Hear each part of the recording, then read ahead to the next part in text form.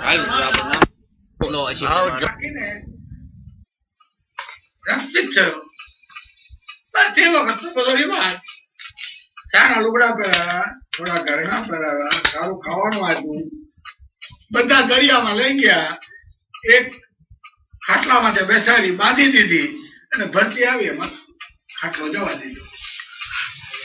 સ્વાભાવિક હતું. જગત પિતાને કોણ અડે? ત્યારે ઈશુએ કહ્યું હું તો રક્ત પિતાની સેવા કરીશ, કારણ એ છેવાડાના માણસો છે. અને તમને નવાઈ લાગશે કે આજે પણ તેના પુણ્યને પરિણામે આ દુનિયામાં રગતપિત્યાની સેવા ખ્રિસ્તી સાધુ સાધ્વીઓ જ કરે. જુનાગઢમાં એક રક્તપિત્તનો આશ્રમ છે. એ ઈસુ ખ્રિસ્તને માનવા વાળી સાધ્વીઓ ચલાવે છે. સ્પેનિશ છોકરીઓ આવી છે સાધ્વી. એને હું શું કામ જાણું છું કે આ લોકોને અંબર ચરખા આપવા પડે, કઈ કામ આપો એમ કહ્યું. એટલે અમારે સમિતિએ એની સાથે જોડાવાનું રહી, એટલે અમે એને અંબર ચરખા આપીએ. તે સાધ્વીઓ એને અંબર કાંતતા શીખવે અને પછી એ એનું જે કાંતેલું હોય એ બધી આંટીઓ દવામાં નાખી, કોઈને ચેપ ન લાગે એની સાવધાની રાખી પાછી અમને આપે. આ બધી છોકરીઓ 22 વર્ષની, 25 વર્ષની, 18 વર્ષની, 20 વર્ષની. ક્યાં સ્પેન, ક્યાં જુનાગઢ. અને રગતથી ત્યાં આંગળા ખવાઈ ગયા હોય, નાક ખવાઈ ગયું હોય, પગના આંગળા ખવાઈ ગયા હોય, પરુ વહેતું હોય, આ બધા લોકો એ ચાકરી કરે છે.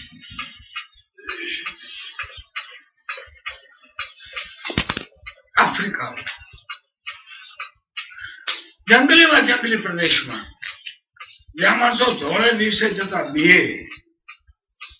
ત્યાં જાય મધર ટેરેસા કેટલું કામ કરે છે જગતમાં.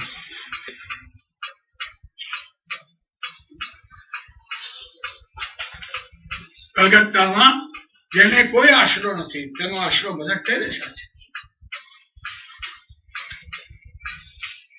એને એવું નથી ચીન માનવા જવું કોમ્યુનિસ્ટ છે માટે નહીં. છોકરા નિરાધાર હોય તો ત્યાં પણ જાઉં, ત્યાં જો ધરતીકંપ થયો તો ત્યાં પણ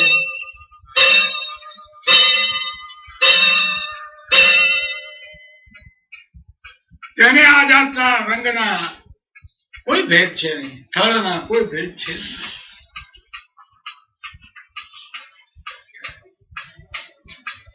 અને એટલું કે ઈસુ ખ્રિસ્ત અમારો માલિક, અને માલિકે કહ્યું છે અને એને દુઃખ સહન કર્યું તો અમે કયા મોટા નો દુઃખ સહન કરવું.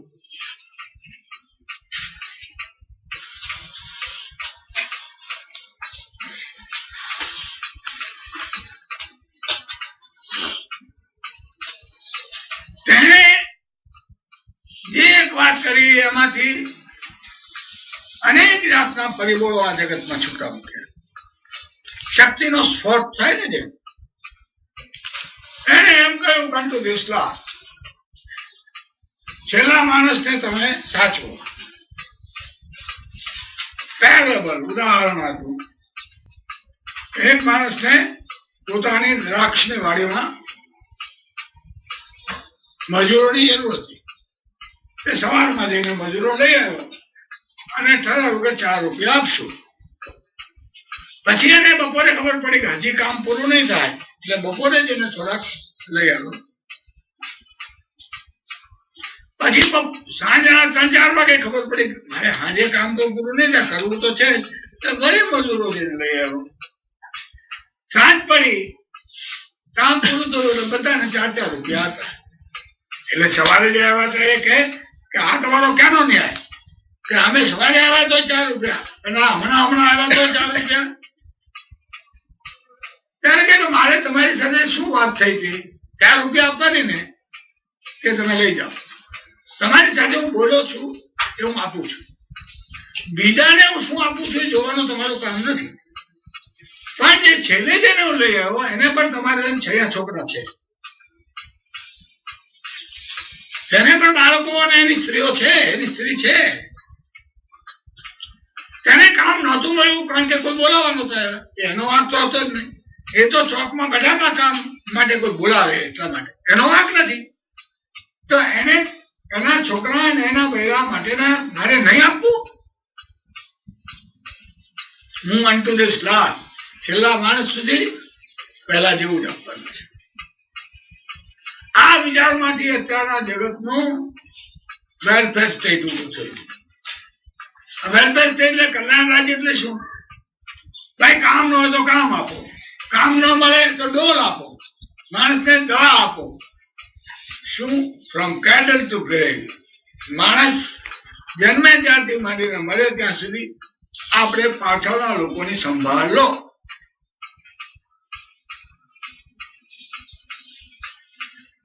આ વિચાર ક્યાંથી આવ્યો?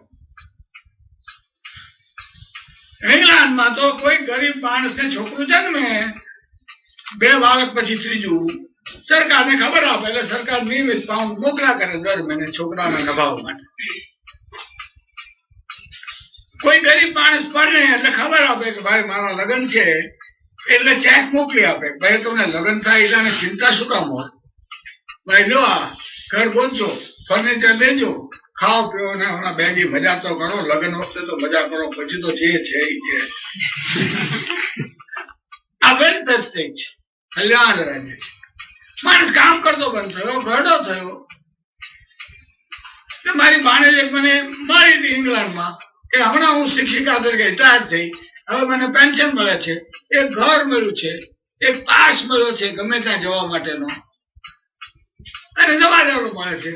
ભાઈ બસ આખરે સ્વર્ગમાં શું છે બીજું? ત્યાં હું લાટા પડ્યા છે કે સ્વર્ગમાં શું લાટા છે? એટલું સ્વર્ગમાં માંદા પડે નહીં, આપણે માંદા પડીએ દવા મળે, ત્યાં ખાવા પીવાનું મળે. સ્વર્ગમાં ખાવા પીવાની ચિંતા નહીં, એમાં નહીં. પછી સ્વર્ગમાં જવાની હું ઉતાવળ છે? અહીંયા ચાલુ આ સ્વર્ગ છે ને આપણે રહીએ છીએ. આ કોણે કર્યું? અનટુ ધીસ લાસ્ટ. એ પેરેબલમાંથી આ થયું છે.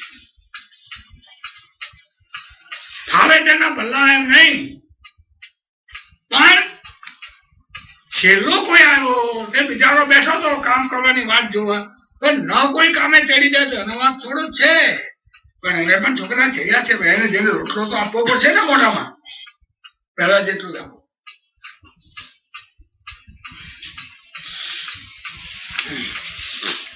જબરદસ્ત પરિવર્તન જગત વિદ્યાથી માંડીને બધાને માટે એને શું કહ્યું? Rich cannot enter heaven. જો તમે પૈસાદારની જ પૂજા કરવાના હો તો આ કામ થઈ શકશે જ નહીં. પૈસાદારની પૂજા કરો કે મહત્વ આપો તો આ કામ થઈ શકશે નહીં. Rich cannot enter heaven. પણ બીજી બાજુ તમારે બધાને ચાહવા જોઈએ, તેના પ્રત્યે ધિક્કાર નથી. તમારું સાધન દુનિયાને બદલાવવાનું ધિક્કાર નથી, પણ પ્રેમ છે. એટલે મોટા માણસોને દુશ્મનો વધારે હોય, આ એક મોટા માણસનું લક્ષણ છે.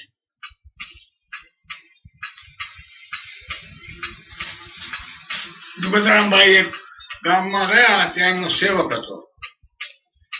પેલાને કે કેમ ચાલે? મારું ગામમાં કોઈ મારો વિરોધ નહીં, બધા મને મદદ કરે, બહુ શાંતિ ચાલે છે. એટલે જુગતરામભાઈ કે તું કઈ પાયાનું કામ કરતો જ નહીં હોય, નહીં તો વિરોધ કેમ ન થાય?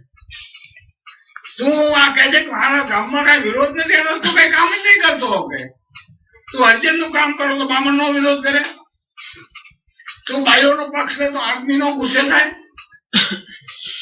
નહીં ભાઈ, તું કામ ને તારા દુશ્મન નથી એટલે હું સમજુ છું તું કામ કરતો નથી. જડા પર માહરે કોઈ શસ્ત્રોથી કાયરો એ અહંકાર કરતા, મત કર્તવ્ય સંગ્રામમાં જૂજને લાખ શત્રુને રક્ત નહીં કરતા. એ માણસ જેમ કે મારે કોઈ દુશ્મન જ નથી, એ કાયર છે. મર્દ કર્તવ્ય સંગ્રામમાં જૂજીને, કર્તવ્યની લડાઈમાં મર્દ માણસ લડે છે અને લોહી લોહાણ થાય છે. એને લાખો શત્રુઓ હોય છે, એક બે નહીં. તો ઈસુ ખ્રિસ્તના આ બધા શત્રુઓ થઈ ગયા. અને પછી એક દાડો એને પોતાને પણ થયું કે હવે મારે મરવાનો દિવસ આવ્યો છે. એને કઈ કામ નથી કર્યું, 3 વર્ષ માત્ર 3 વર્ષ એને ઉપદેશ આપ્યો. કોઈ લાંબુ જીવ્યા નથી. 3 વર્ષની કામગીરી આ દુનિયાને હજારો વર્ષ સુધીનું પરિવર્તનની ચાવી આપી. તે માણસને ખબર પડી ગઈ કે હવે આ લોકો મને મારી નાખવાના છે. એ છેલ્લો દિવસ ને છેલ્લી રાત અદભુત નાટક છે. કોઈ એ લખી નથી શક્યા એવું નાટક છે.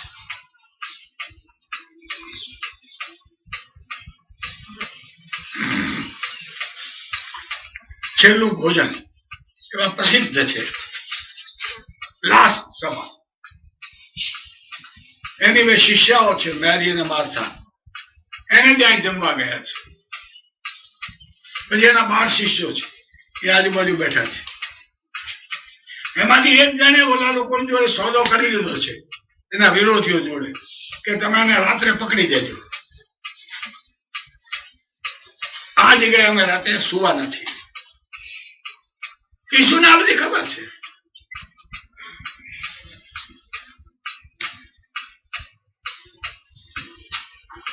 પોતાના શિષ્યોને છેલ્લો ઉપદેશ કેવું નઈ તાલીમની ઢબે આપે છે. આ નઈ તાલીમ તો બધી હમણાં નીકળી, એ તો પરમાનન્ટ સત્ય છે. એટલે પેલો બેઠો તો ત્યાંથી મેરીને કહે કે મેરી, તું કથરોટમાં ગરમ પાણી લઈ આવ. પાણી લઈ આવી એટલે પોતે રૂમાલ ખભે નાખી પોતાના શિષ્ય પાસે ગયા. લાવ તારો પગ. અરે પણ નહીં, મારે તારા પગ ધોવા છે. અરે પણ તું અમારો ગુરુ કહેવાય. એ બધું પછી હું કહું એમ કર. 12 શિષ્યોના પગ ધોયા, લૂછ્યા. પછી બધાને કઈ સમજ્યા કઈ? ત્યારે નો સમજે નામ શિષ્ય. શિષ્ય એટલે નો સમજે, આનું લક્ષણ. સમજાય તો ગુરુની જોડે બેસી જાય, ગુરુ જેવો ગુરુ થાય. તે પેલા કે કઈ સમજાય નહીં, આમ ચકાલ વકલ જોયા કરે. કારણ કે હું તમારો ગુરુ છું, છતાં મેં તમારા પગ ધોયા, લૂછ્યા. એનો અર્થ એ કે તમારે તમારાથી નાના અને નીચેના બધા કામ બધી મોટાઈ ભૂલીને કરવા, એમ મારે તમને કહેવાનું છે. તો તમે મારા શિષ્યો છો.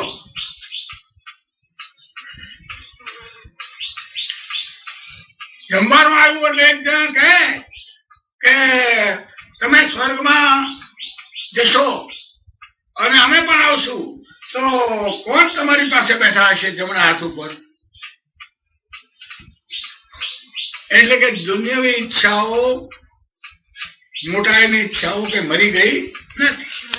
તો ઈસુ ખ્રિસ્ત કે ઇન માય ફાધર્સ કિંગડમ, મારા પિતાના દરબારમાં the first shall be the last and last shall be the first. જે પહેલો આવવા માટે ઉતાવળ કરશે એને છેલ્લો ઉભો રાખશે, અને જે છેલ્લે નિરાંતે ઉભો હશે એને બોલાવીને પહેલો બેસાડશે. The first shall be the last and last shall be the first.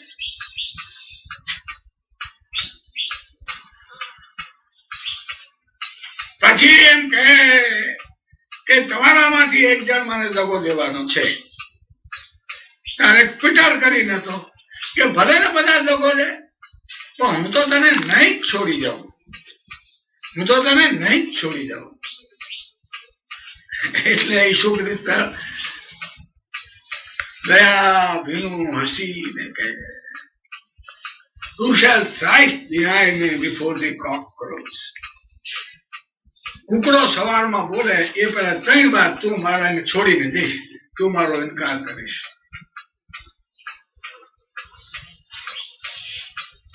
જમીને બધા જેરુસલેમની પછવાડે પેલા વહેલાને સામે કાંઠે એક નાનકડી ટેકરી છે, નાનો બગીચો છે. ત્યાં એ લોકો ગયા અને બધાને કે તમે બગીચામાં બેસો, હું બહુ દુઃખથી ભરેલો છું, મને એમ થાય છે કે મારે મારું બલિદાન આપવું પડશે. લોકો સમજતા નથી. તમે મારા માટે પ્રાર્થના કરો, હું ઉપર પ્રાર્થના કરું છું. એ તો ઉપર ગયો. ટેકરી બહુ ઊંચી નથી. હા, આપણે આંબલાની આજુબાજુ ટેકરીઓ જેવી છે. પ્રાર્થના ઉપર કરી ભગવાનને કહે કે તું મને ઝેરનું પ્યાલું મોકલવાને વિચાર કરે છે, હું જાણું છું.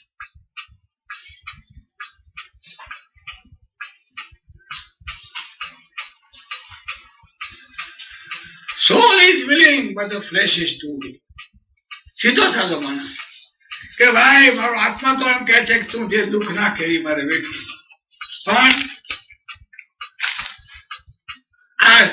આ જે શરીર છે ને બહુ નબળું છે, તે ના પાડે છે, આટલું નહીં વેઠાય.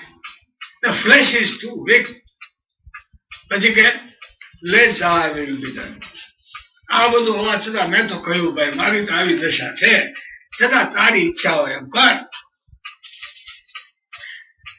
નીચે ઉતરીને આવે તો પેલા શિષ્યો ઊંઘી ગયેલા, એને ઉઠાડ્યા. અરે પણ એક રાત તો જાગો, મારા સારું છે ને, મારા માથે કાલ શું વીતવાની છે એ તમને ખબર નથી. મારે પ્રાર્થનાનું બળ જોઈએ છે. હા હા, મારી પ્રાર્થના કરવાના. વળી ઉપર ગયો, વળી આવ્યો તો પાછા ઊંઘી ગયા, પાછા ઉઠાડ્યા. લાવો પણ ત્રીજી વાર આવ્યો ઊંઘે. પછી let the world sleep, let the world sleep. ભલે દુનિયા ઊંઘતી, શું કરીએ. પેલા મોટું તો પાછલી રાતે 5-15 સિપાહીઓને લઈને એનો એક શિષ્ય પણ હારે એ બધા આવ્યા અને તરત જ પેલો કે આનું નામ પેલા ઈસુ ખ્રિસ્ત કોણ? તો ઈસુ ખ્રિસ્ત આગળ હું છું. કેમ? તમને પકડવા માટે અમે આવ્યા છીએ. તેમાં રાતે આવીને શું કરવું? તો તમારે હું કઈ ચોર લૂંટારો છું? હું તો રોજ આવું છું બજારમાં ને મંદિરમાં ભાષણ કરું છું, ત્યારે પકડવો જોઈએ ને. અહીંયા બધું ધાર્યું લઈને શું આવ્યા છો? હું કઈ રોબર છું? લૂંટારો છું?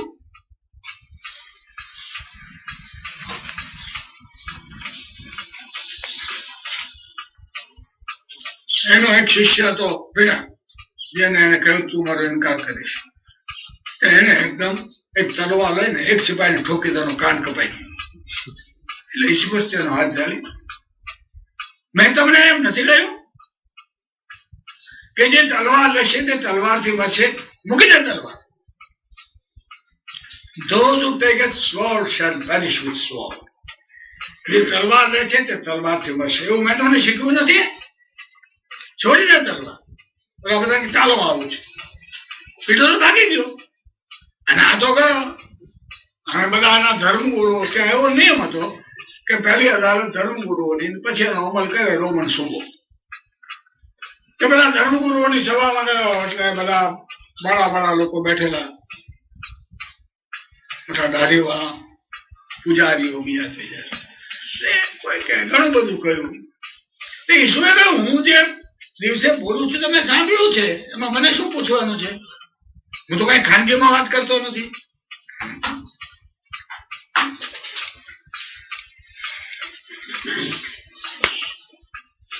તેમ કહ્યું છે કે તું ભગવાનનો દીકરો છું, તમે એમ કહો છો. ઈસુ પાછું થોડું હોશિયાર માણસ. તમે એમ કહો છો, તમારા મોઢે બોલો છો. આ બધા કહ્યું કે આને ક્રુસ ઉપર ચડાવી દેવાની આપણે ભલામણ કરો, આ આપણા ધર્મનો નાશ કરવા વાળો છે. તેને પાયલટ પાસે મોકલ્યો. પેલો સુબો હતો એની પાસે. પાછલી રાત પાયલટ તો ઊંઘતો તો નથી, જગાડ્યો. જઈને આછા અંધારામાં પેલો ઝરૂખામાં બેઠો છે, નીચે ઈસુ ખ્રિસ્ત છે બિચારો થાકેલો, આખી રાતનો ઉજાગરો. પેલા પાદરીઓ, એના બધા યહૂદી ધર્મગુરુઓ બધા શું આવ્યા છો? જાણો કે આ અમારા ધર્મની વિરુદ્ધ બોલે છે અને રોમન સામ્રાજ્યની વિરુદ્ધ બોલે છે, રોમન સમ્રાટની વિરુદ્ધ બોલે છે.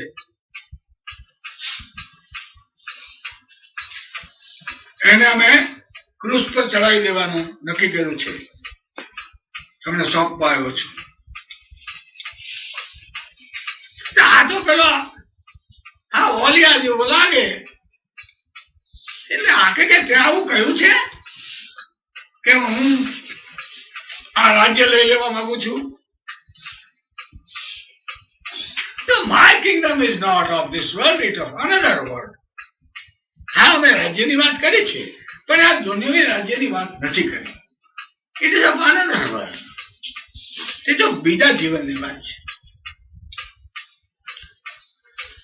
ત્યાં તો એક દાસી આવીને એના કાનમાં કહે કે મારી બાઈ એમ કે છે કે આ માણસને સજા ન કરતા, એવું ભલો માણસ છે, એને સ્વપ્નમાં દેખાણું છે, નહીં તો આપણું ધનોત પનોત નીકળી જશે, તમે સજા ન કરતા. એટલે કે મને તો આવું કઈ નથી લાગતું, મને તો આમ તો સાદા કોઈ મુફલી સાધુ લાગે છે, એમાં મારે શું સજા કરવાની? બરાબર, નહીં સજા કરો, નહીં તો અમે રોમમાં લઈને તારી વિરુદ્ધ ફરિયાદ કરશું.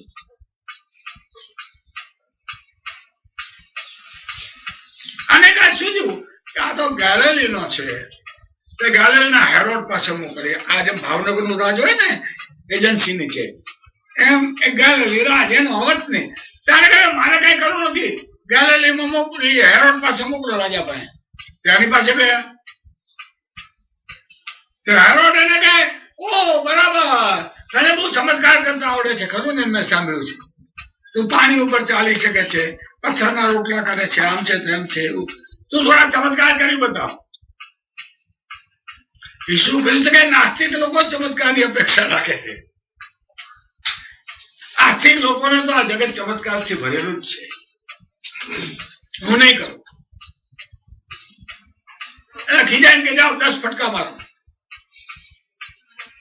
અને કોટ ઉતારીને સિપાહીઓએ 10 ફટકા માર્યા. લોહી લોહાન થઈ ગયો વાંસો. બીજી કઈ સજા કરી જ નહીં. આજુબાજુના સિપાહીઓ બધા ભેગા થયા, ઓ તું તો મોટો યહૂદીઓનો રાજા થવા નીકળ્યો હતો, ખરું ને? કારણ કે ગળામાં પાટિયું માર્યું યહૂદીઓનો રાજા, ખોટું. એટલે બીજું કઈ પણ રાજાને કે આવું હાલે ને મુગટ તો હોવો જોઈએ ભાઈ. એટલે કાંટા નું એક જાળું પડ્યું હતું, લઈ આવી માથે આમ મૂક્યું, આમ ઠોકીને બેહાડ્યું, ત્યાં બધા કાંટા ગરી ગયા લોહી લોહાન થી. એ શું કઈ બોલતો નથી. પછી એક લઈ આવ્યો લાકડી, ભાઈ રાજદંડ તો હોવો જોઈએ, આપો આપો, રાજા છે. મસ્કરી કરતા કરતા પાછા લઈ ગયા પેલા પાયલટ પાસે. પાયલટ કે કેમ તને સજા ન કરી? કારણ કે 10 ફટકાની સજા કરી. બધા કે નહીં, એને ક્રૂસ ઉપર ચડાવવાનો છે. પેલું કે પણ એનો વાંક નથી, હું કેવી રીતે ક્રૂસ ઉપર ચડાવું?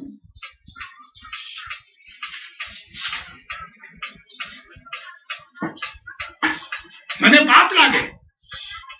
ત્યારે કે એનું પાપ અમારા માથે. આ જે વાક્ય બોલાયું અમારા ને અમારા વંશવારસો માથે, એ આ યહૂદીઓને નડ્યું છે હિટલર સુધી, કે તમે બોલ્યા હતા ઈસુ ખ્રિસ્તને મારતી વખતે, માટે અમે તમને હવે મારીએ છીએ. તો આને પાણી મગાવ્યું. કેટલું કેટલું ડ્રામેટિક છે. પાણી મગાવીને હાથ ધોયા, હાથ ધોઈને રૂમાલ મગાવીને લૂછ્યા. પછી પેલા નીચે ઉભા થયા, બધાને કહ્યું જો ભાઈ મારા હાથ ચોખ્ખા છે, મારા હાથ ચોખ્ખા છે. હા હા, અમારા માથે બધું સજા કરી, આને ક્રૂસ ઉપર ચડાવી દેવું. પાછું ઓલાને વિચાર આવ્યો પાયલટને, ભાઈ એવું છે ને કે આપણા દિવાળી જેવું પર્વ આવે ને ત્યારે આપણે એક કેદીને છોડી મૂકવાના હોય છે. તો હવે તમે કહ્યું એમ સજા કરી, તમારું રહ્યું, હવે મારું રાખો, આપણે છોડી મૂકીએ. કોકને તો છોડવો જ પડવાનો છે, કોકને તો આજે છોડવો જ પડવાનો છે, તો એને છોડી મૂકીએ. પેસોર એક ઉત્સવ છે. લોકો કેવા ગાંડા છે, તેમ કે નહીં એને ક્રૂસ ઉપર ચડાવો. તો પણ કે કોને છોડવા? રિલીઝ બારાબાસ. બારાબાસ એક લૂંટારો હતો, ખૂની હતો. દુનિયાને ઈસુ નથી જોતા, ખૂની જોઈએ છે. રિલીઝ બારાબાસ. એને તો ખભે ક્રૂસ મૂક્યો. એ વખતે જમાનો ક્રૂસ પોતે જ ઉપાડવો પડે. એ ઉપાડી બીજા બે ચોર હતા એ બધા લોકો જેરુસલેમની સાંકડી શેરીઓ આજે હજી એવી જ સાંકડી છે આ સારે આપણને ગોલગોથાનો રસ્તો કહે છે એ ટેકરી ઉપર એને ક્રૂસ પર ચડાવ્યો તે બિચારો ઉપાડી ન શકે લથડિયા ખાય એક ગુલામે કહ્યું ભાઈ લાવ હું લઈ લઉં ટેકરી પર લઈ ગયા ત્યાં બધા સુથારો તૈયાર હતા ખીલા લઈને આવેલા ક્રૂસ એટલે આમ લાકડું ને આમ લાકડું તો આ બાજુ લાકડા ઉપર હાથ રાખે અને એમાં ખીલા મારે પગ એક લાકડા ઉપર વચલા લાકડા એમાં ખીલા મારે પડખામાં મારે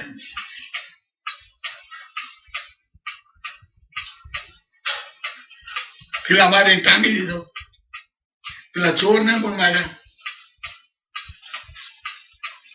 એની માં હાજર છે એની મેરી મેગડાલા હાજર છે પીટર હાજર નથી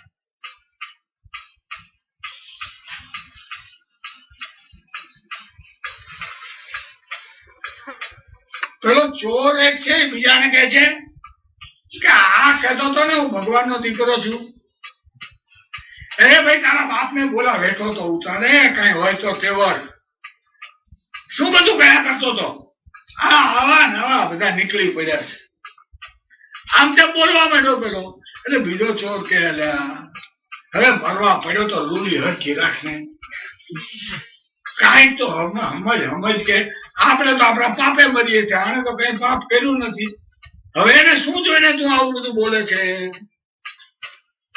ઈશ્વરે આ બધું સાંભળ્યું એને થયું કે આ લોકો મને આટલો હેરાન કરે છે અત્યારે એનું શું થશે એને કેવી આકરી સજા થશે એટલે વાક્ય શું બોલે છે father forgive them they don't know what they do હે પિતા એને ક્ષમા કરી દે તેને ખબર નથી શું બોલી રહ્યા છે એને ખબર નથી શું બોલી રહ્યા છે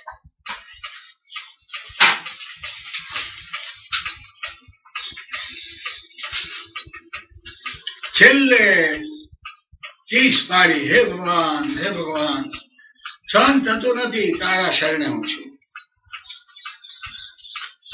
એનો જીવ નીકળી ગયો એ માણસ મરી ગયો પછી જ કામ કરતો થયો ઈસુ ખ્રિસ્તના માંથી જો બોધપાઠ લેવાનો આ છે કે મૃત્યુ થતા માણસના વિચારો મરતા નથી તે પછી જ ચાલવા માંડે છે એના અણુઓ ભેગા થયા પીટર પણ આવ્યો પેલો જેને દગો દીધો તો એને આત્મહત્યા કરી જુડાશે મેં આવું કર્યું પશ્ચાતાપ થયો એને મળેલી લાખના પૈસા ફેંકી દીધા અને આત્મહત્યા કરીને મરી ગયો બીજા બધા ભેગા થયા અને ઈસુ ખ્રિસ્તના ઉપદેશ પ્રમાણે એક નાનું એવું મંડળ કર્યું અને એ લોકોએ ઈસુના વિચારોનો પ્રચાર કરવા માંડ્યો એ પ્રચારમાંથી બ્રધરહુડ ફેલાય શ્રીમંતોએ ગરીબ માટે ભાઈચારો બતાવીને ધન આપી દેવું રાજ્ય સત્તા આપીને આનો ઉપયોગ કરવો કાળા ગોરા કશું હોવું ન જોઈએ આજે દુનિયામાં એક મોટો પલટો લાવનારું બળ તે ઈસુ ખ્રિસ્ત થયા એનો જે ધર્મ સ્થપાયો તેનું નામ ક્રિશ્ચિયાનિટી એનું નામ ક્રિશ્ચિયાનિટી ક્રિશ્ચિયાનિટીએ રાજનીતિમાં શું અને કેટલો ફાળો આપ્યો છે તે આપણે બપોરે કહીશું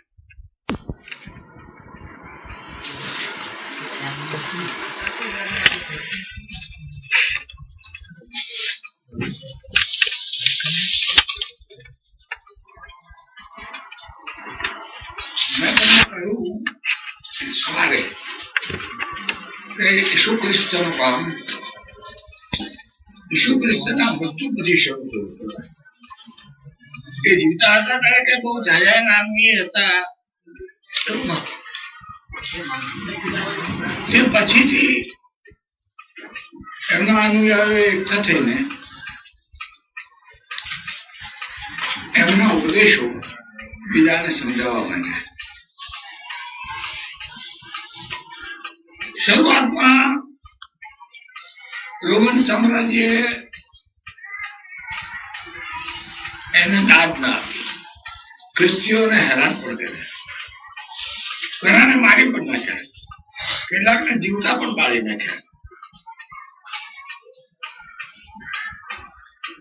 એનું કારણ હતું કે એ વખતના રોમન સામ્રાજ્યમાં એવો નિયમ હતો કે કોઈ પણ મંદિરમાં જે દેવ દેવતાઓ હોય એમાં શહેનશાહની મૂર્તિ પણ હોવી જોઈએ અને શહેનશાહને દેવનું સ્થાન આપવું. ત્યારે ખ્રિસ્તીઓએ આ બાબતમાં ના પાડી. અમે આવું કઈ કરતા નથી. એક ઈશ્વર અને એનો પુત્ર જીસસ, આ સિવાય કોઈને અમે નમતા નથી. આને લીધે આ બધા લોકો બિન વફાદાર છે એવું કહીને કઈ 150-200 વર્ષ સુધી આ ખ્રિસ્તીઓને સારી પેઠ હેરાન કર્યા, ઘણા મરી ગયા. કેવા એ બધા અદભુત સહનશીલ અને શહીદી મનોવૃત્તિ વાળા હતા. એનો એક નમૂનો આપવો જોઈએ કે જે પેલો પીટર જે ભાગી ગયો હતો એના 5 શિષ્યોમાંનો એક, એનો ઉપદેશ કરતો કરતો લોક પહોંચ્યો અને પછી એને ક્રોસ ઉપર મારી નાખવાની સજા થઈ.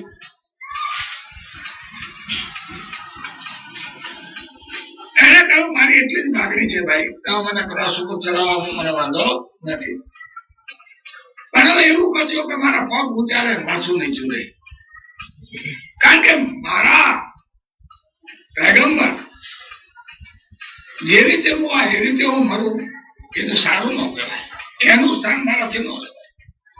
કેવી ભક્તિઓ છે અદભુત, કેવી કવિત્વમાં સૂર છે એને કે નહીં ભાઈ.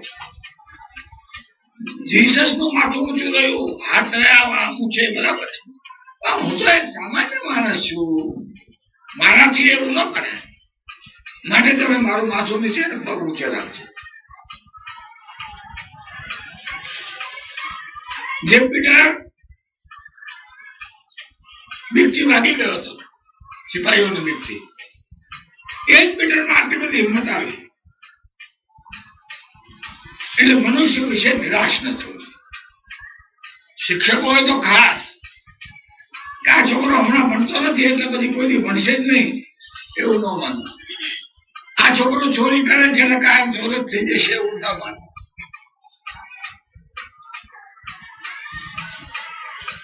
દરેક ઝાડની ઋતુ આવે છે વહેલી મોડી, એમ શિક્ષકે માનવું જોઈએ. બધાની એક આવે છે નહીં, કોકની બે મહિના આવે નામ વહેલું મોડું થાય ભાઈ. અમારા ધનજીભાઈ કરીને બહુ સારા ટીડીઓ થઈ ગયા આપણા વિદ્યાર્થી સાંભળાના. હવે ભણતા ત્યારે ઊંઘ્યા જ કરતા, ચોખા ખાય. કોક વાર અમે એમ ને કહીએ ભાઈ જાઓ ઊંઘી જાય, છાત્રાલય બધી ઊંઘી જાય, કઈ વાંધો નહીં. એક દીદાજી નો ભણ્યા તો શું થઈ ગયું, બધા હું બગડી ગયો.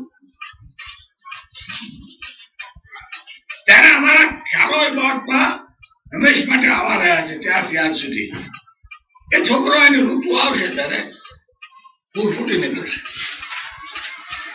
આ અમારા જયવંશી એવા હતા ભણવામાં,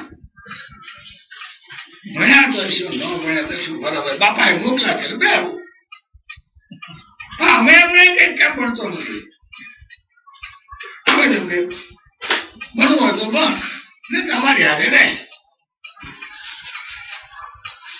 બધા એક દિવસે ધનજીભાઈ કેવા કોળી ઉઠ્યા અને મોટા ટીડીઓ ઓફિસર થઈ ગયો ભાઈ.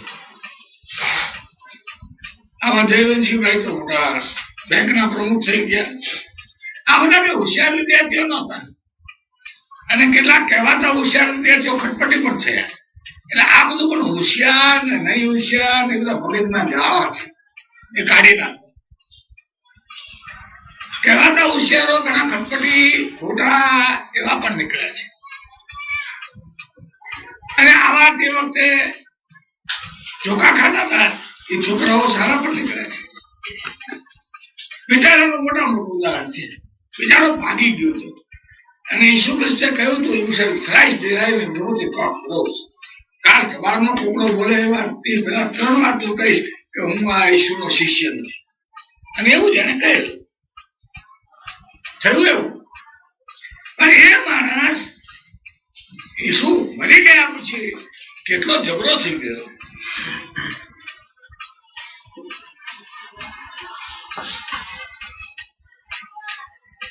આવું 150-200 વર્ષ થયા પછી એક એનું કારણ એ પણ હતું કે આ લોકો ગુલામો વિશે સદભાવ રાખતા. અને ઈસુ ખ્રિસ્તે કહેલું મારા પિતાના દરબારમાં કોઈ શેઠ ગુલામ નથી. એટલે એને સહાનુભૂતિ ગુલામો તરફ આ બધા ક્રિશ્ચિયનોને હતી. એટલું જ નહીં પણ ઘણા ક્રિશ્ચિયન સાધુ સંતો ગુલામો પણ હતા. હવે આ ગુલામી ઉપર નમનારી સંસ્કૃતિ ગ્રીસની ને રોમની બંનેની આવી. કેટલા ગુલામો ગણાય નહીં. એક ઉમરાઓને ત્યાં 32,000 ગુલામ, શ્યોર શહેર જેટલા એથી વધારે 32,000 ગુલામ. આવી સંસ્કૃતિ ગુલામો ઉપર જ પકડેલા રહે. કોઈ દેશ જીતે ત્યાંથી કેટલાક ગુલામો ભણેલા ગણેલા હોય, કારણ કે ગ્રીસ માંથી પકડી લઈ જાય ત્યારે બધા ભણેલા ગણેલા હોય. પણ સંસ્કૃતિ આખી ગુલામી ઉપર. અને એ ગુલામોને આ ક્રિશ્ચિયન ધર્મ એમ કે ગુલામો એ ભગવાનને પાસે તો સરખા છે એટલે એને ફાવે નહીં. આ કારણે ઘણા વખત સુધી ખ્રિસ્તી ધર્મને રોમન શહેનશાહોએ બહુ ભજ્યું, બહુ ત્રાસ આપ્યો, ઘણા જુલમ કર્યા. પણ જેમ જેમ જુલમ થતો ગયો તેમ તેમ લોકો વધારે ખ્રિસ્તી થતા ગયા, ખાસ કરીને નીચલા લોકો. કારણ કે તમે ઈસુને શરણે આવો કે તમારું આવતો ભાવ સુધરશે, સ્વર્ગમાં લઈ જવી કે વગેરે. પેલા ગુલામોને એમ થાય કે અહીંયા શું એવું છે, મરી જાય તો એવું વાંધો. અત્યારે છે નરક છે બરાબર, કઈ વાંધો નહીં.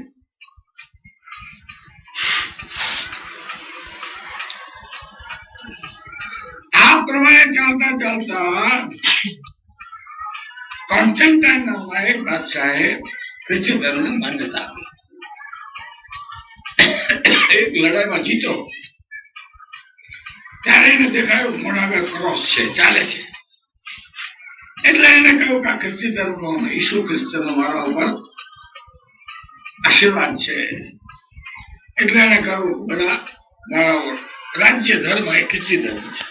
તો લોકો ખ્રિસ્તી તો માને. અને પછી ભોગ થયો, એના દેવળો થયા, પોપની નીચે પછી બધા માણસો થયા. એમ કરતા કરતા આગળ વધતું જ ગયું, ફેલાતો ગયો ધર્મ. ઈસવીસન 500 એવું થયું કે રોમન સામ્રાજ્ય તૂટી પડ્યું. બહારના જંગલી લોકોના હુમલાથી રોમન સામ્રાજ્ય જે 800-900 વર્ષથી યુરોપ અને આફ્રિકાના ઉત્તર ભાગમાં અને છેક આજના સિરિયા પેલેસ્ટાઇન સુધી એ વખત જગતનું મોટામાં મોટું સામ્રાજ્ય તે તૂટી પડ્યું.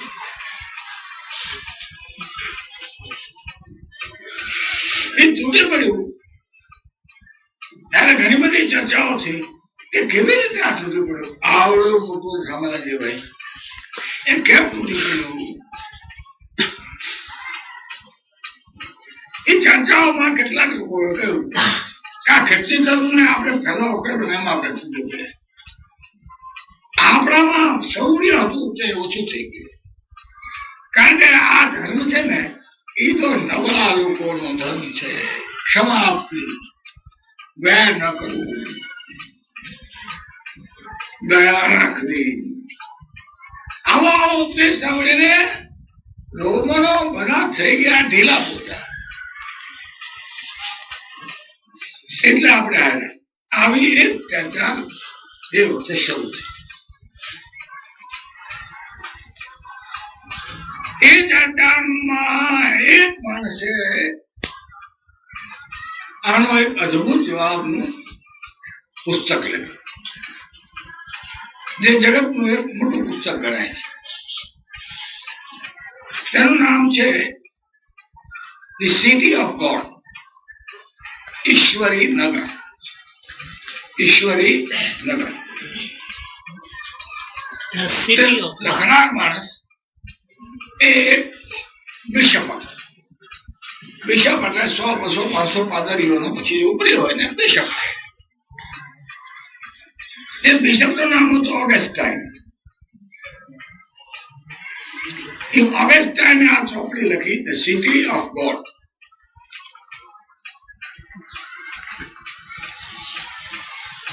એ રાજનીતિમાં પણ લગભગ 1000 વર્ષ સુધી પોતાની પ્રચંડ અસર ઉપજાવનારું પુસ્તક રહ્યું. જેમ રિપબ્લિક છે એક અસર ઉપજાવનારું પુસ્તક હતું, એમ આ સેન્ટ ઓગસ્ટાઇનનું સિટી ઓફ ગોડ ઈસવીસન 500 આસપાસ લખાયું, પણ 1600 સુધી તેની અસર આખા યુરોપ ઉપર રહી.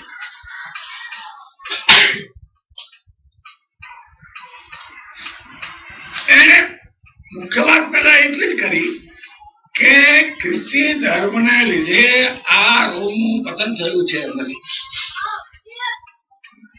પણ એનું પતન એટલા માટે થયું છે કે ખ્રિસ્તી ધર્મનું તો પાલન નથી કર્યું. કારણ કે ખ્રિસ્તી ધર્મે શું કર્યું? ગુલામ નહીં હોવા જોઈએ, તમે તો ગુલામો રાખ્યા પાણી વગરના. ખ્રિસ્તી ધર્મે શું કહ્યું? બધા લોકો દયા રાખવી, તમે ન કર્યું. એટલે જયારે જંગલી લોકો ઉપર ચડી આવ્યા ત્યારે બધા ગુલામો બળવો કરી તમારી વિરુદ્ધ થઈ ગયા. જો તમે ગુલામો રાખ્યા ન હોત આવું થાત જ નહીં. એને આખી દલીલ એ હતી કે તમે ખ્રિસ્તી ધર્મના ઉપદેશનું પાલન નથી કર્યું, એમાંથી જ આ બધી પંચાયત ઉભી થઈ છે. અને હવે કેમ કરીએ? હવે જંગલી લોકો તો કઈ રાજ જમાવી શકે જ નહીં.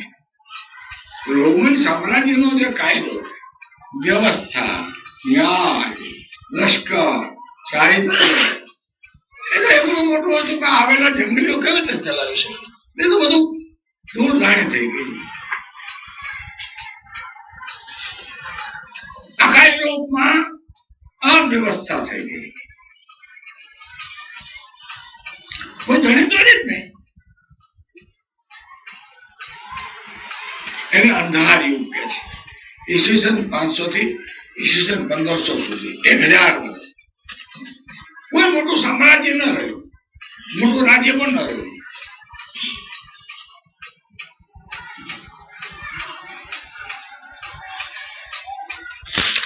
સો 200 ગામની ઠકરાતો, 500,000 ગામની ઠકરાતો, તેવા ટુકડામાં આખું યુરોપ વહેંચાઈ ગયું.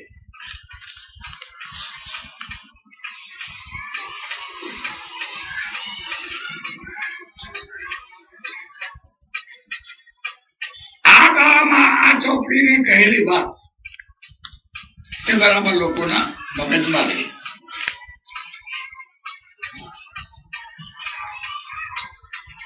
આપણે ત્યાં પણ સમજવા જેવું છે કે મુગલાઈના વખતમાં આ હિન્દુસ્તાનમાં સાધુ સંતોએ આ દેશને ટકાવી રાખ્યો. પછી રામદાસ હોય, તુકારામ હોય, તુલસીદાસ હોય, બધાની જેમ જ સાધુ સંતોએ આ દેશના આપણા ધર્મને, સંસ્કૃતિને ટકાવી રાખવાનું કામ કર્યું. કારણ કે કોઈ રાજા તો મજબૂત હતો જ નહીં. રાજાઓ તો બધા મુગલોને તાબે થઈ ગયા હતા, દીકરીઓ દેતા હતા. બધા રજપૂતાના રાજાઓ એક માત્ર ચિત્તોડ સિવાય બધા દીકરીઓ લેતા દેતા. એટલે એ તો શું કરે? આ સરખામણી થોડી છે.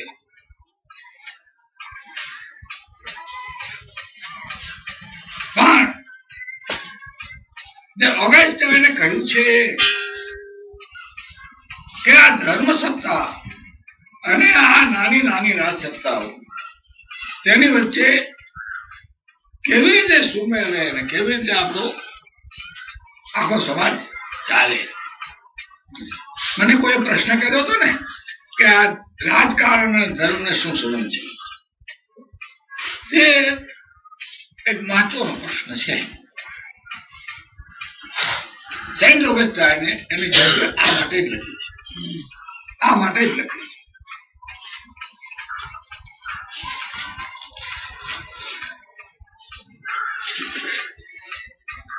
એ એમ કે છે કે આ જગતમાં બે સત્તાઓ છે, એક ધર્મ સત્તા અને એક રાજ્ય સત્તા.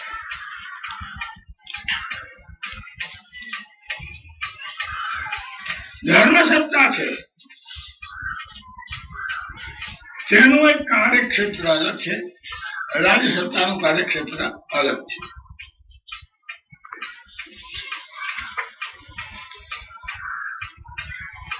ધર્મ સત્તાનું કામ મનુષ્યને સદગુણો શીખવી અને ઈશ્વર તરફ લઈ જવાનું છે. પણ ઈશ્વર તરફ જવું એટલે સદગુણ તો હોવા જોઈએ. કઈ ઈશ્વરના દરબારમાં પાપી લોકો તો જઈ શકતા જ નથી.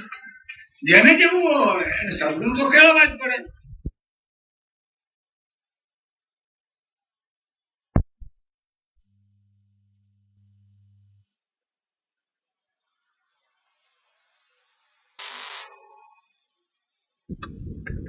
સદગુણોની કેળવણી. આ સદગુણો પરોપ માટે હતા એ વાત ખ્રિસ્તી ધર્મમાં બહુ સાફ હતી. પણ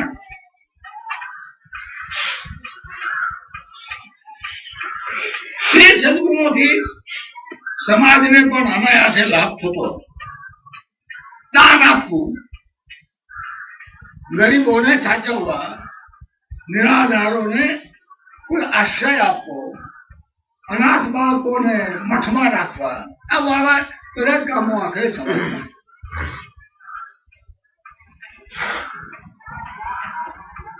રાજ્ય સત્તાનું કામ શું છે? તો આજે આપણે શું કહીએ છીએ? Law and order. શાંતિ જળવાઈ રહે, કાયદો જળવાઈ રહે એટલું જ કરવું. અને એટલું જ તે દાડે શક્ય હતું, કારણ કે રાજ્ય કોઈ મોટું તો હતું જ નહીં. પણ એનું ચિંતન તાત્વિક રીતે મોટું રાજ હોય કે નાનું રાજ હોય, આજે હોય કે આવતીકાલે હોય, બહુ સમજવાની છે. એને કહ્યું કે રાજ્ય આથી બીજું કઈ ન કરે અને ધર્મની બાબતમાં મદદ કરે, દખલ ન કરે, અને ધર્મ રાજવટમાં દખલ ન કરે. રાજ્યના કાયદાઓ ધર્મે પણ પાળવાના. માનો કે રાજ્ય કાયદો કરો ડાબી બાજુ ચાલવું, તો ભૂપે પણ ડાબી બાજુ જ ચાલવું જોઈએ. એમ નહીં કે અમે ગમે એમ ચાલે. રાજ્યના જે કામો થોડા આપણે નક્કી કર્યા લો એન્ડ ઓર્ડર, તેમાં ધર્મ વાળાએ જુદું ન હતું. આખરે આ બંને ભગવાને નિમેલા માણસો છે. રાજાને પણ ભગવાને જ નિમેલો છે. એ ભગવાનનો પ્રતિનિધિ છે. લોકશાહીની તો વાત હતી જ નહીં. અંધારી ઉભો થયો. આ અંધારી ઉપરની નિશાની શું હતી? સૌ કોચરામાં કરી ગયા, વેપાર બંધ થઈ ગયો, રસ્તા સુધી પડ્યા. પછી શું કરે માણસ? પોતે પોતાનો પકડી લે અને જે ઠાકોર હોય એનો કરેલો આપી દે. વેપાર જેવું કઈ રહ્યું નહીં. આ સ્થિતિમાં અમે તમને કાલે કહ્યું હતું ને મને ખબર નથી. મધ્યમ વર્ગ રહે જ નહીં. મધ્યમ વર્ગની શરૂઆત જયારે તમે વેપાર શરૂ કરો છો ત્યારે જ થાય. હવે જેવું તમે સ્વાવલંબી સમાજમાં ચાલ્યા ગયા, બધું તૂટી પડ્યું, વેર વિખેર થઈ ગયું, અંધાધૂંધી થઈ ગઈ. એટલે લોકો એમ સમજે ભાઈ આપણે લક્ષ રહેવા દો, આપણે આપણું આ વર્ષનું અનાજ પકાવી લઈએ. આપણે કોઈ લગ્ન કર્યું, ક્યાં વેપાર ને ક્યાં વેપાર, કોલ લઈ જવાનું, ક્યાં કાયદો, ક્યાં રસ્તા, ક્યાં વાહન વ્યવહાર. નહીં ભાઈ, આવું કઈ નહીં થાય. આપણે આપણું હાથું રહેવું. આવી સ્થિતિમાં મધ્યમ વર્ગ જ ન હોય. એટલે લોકશાહીનો તો કોઈ સવાલ જ નથી.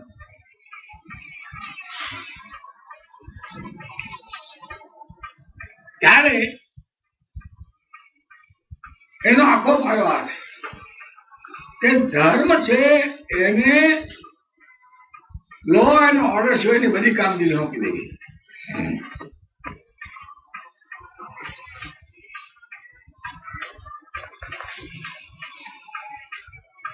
રાજ્ય પોતાની કામગીરી કરી, બે જણ હળી મળીને ચાલે.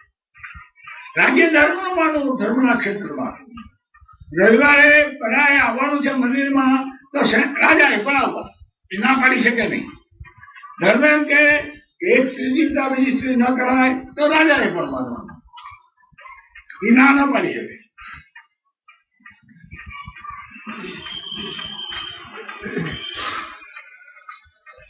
એનો પાયો ખ્રિસ્તની આખ્યાયિકામાં પડે છે કે એકવાર ઈસુ ખ્રિસ્ત થોડા તેની સાથે ઉપદેશ બેઠા હતા,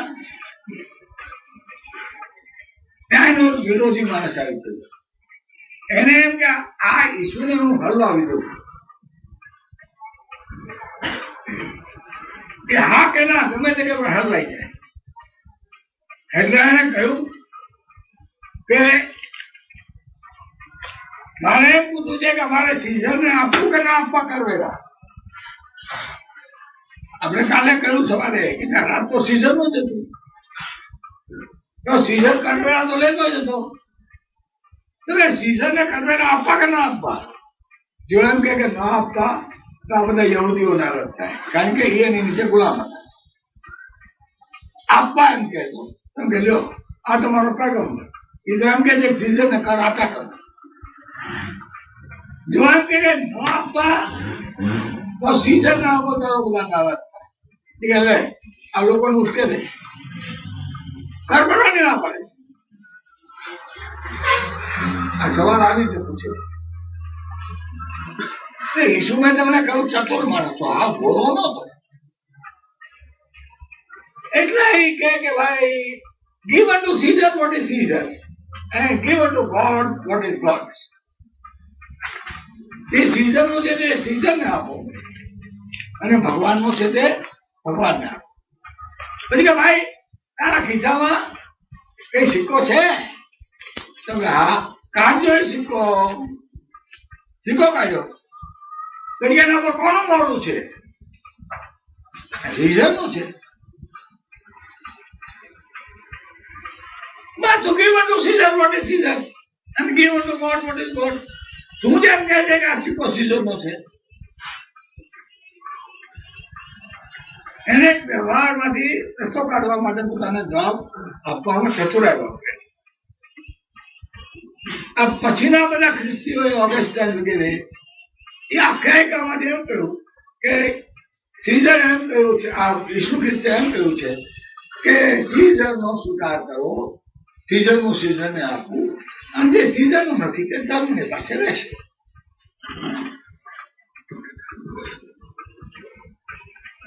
એટલે આ બધા દેવોએ કેલોનેનું કામ કર્યું, આ બધા દેવોએ દાનવૃત્તિનું કામ કર્યું, આ બધા દેવોએ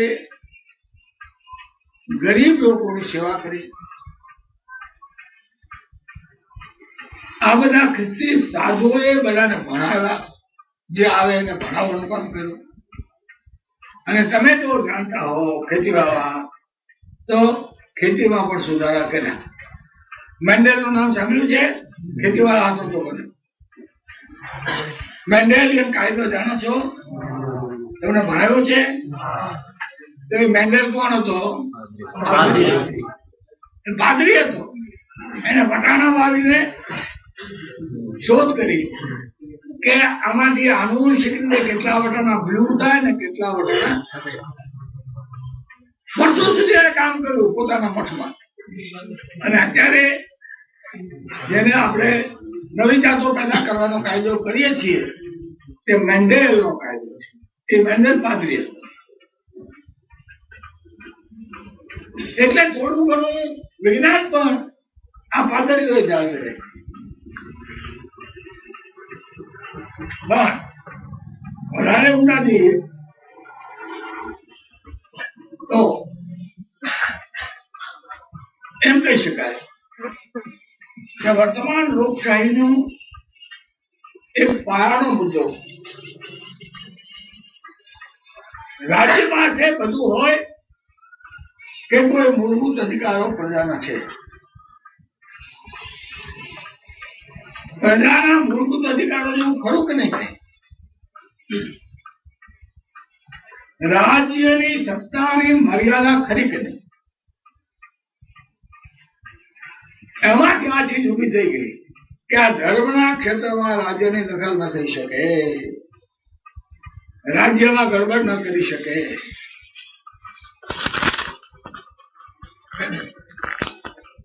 આગળ જતા લોકશાહીમાં એ વસ્તુ કામ કે રાજ્યના અધિકારો મર્યાદિત છે, તે બધું ના કરી શકે. રાજનીતિમાં ઓગસ્ટાઇનનો ફાળો શું કોઈ કહે તો આપણે એમ જ કહી શકીએ ઓગસ્ટાઇનનો ફાળો એ કે તેણે રાજ્ય સત્તાની મર્યાદા બતાવી. રાજ્ય સત્તાની મર્યાદા બતાવી. આ કામ રાજ્યનો નથી.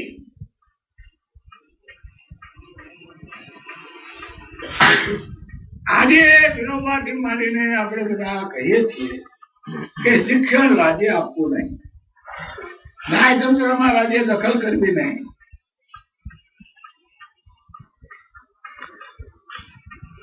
આ ક્યાંથી આવ્યું? ઓગસ્ટાઇન. ઓગસ્ટાઇને એમ કહ્યું કે સદગુણોનું શિક્ષણ જેના હાથમાં દંડો છે, હથિયાર છે, ન આપી શકાય. સદગુણોનું શિક્ષણ પ્રેમથી થાય, સેવાથી થાય. અને રાજ્ય તો હિંસાનો પ્રદેશ છે, તે તો લશ્કરી સત્તા છે. એ જો શિક્ષણમાં બેસે તો સદગુણ તો કહેવાય જ નહીં.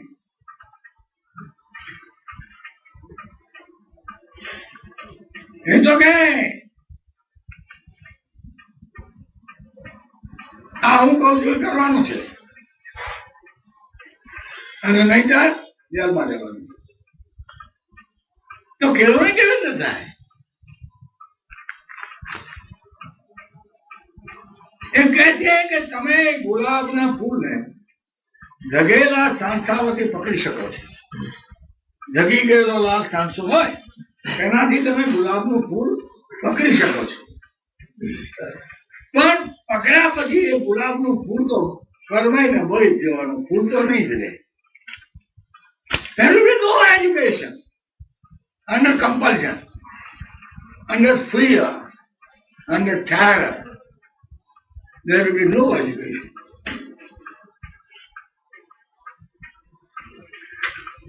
કેળવણી તો સેવાથી ને પ્રેમથી જ થાય. કેળવણી જ નહીં, માદાઓની ચાકરી પણ સેવા ને પ્રેમથી જ થાય.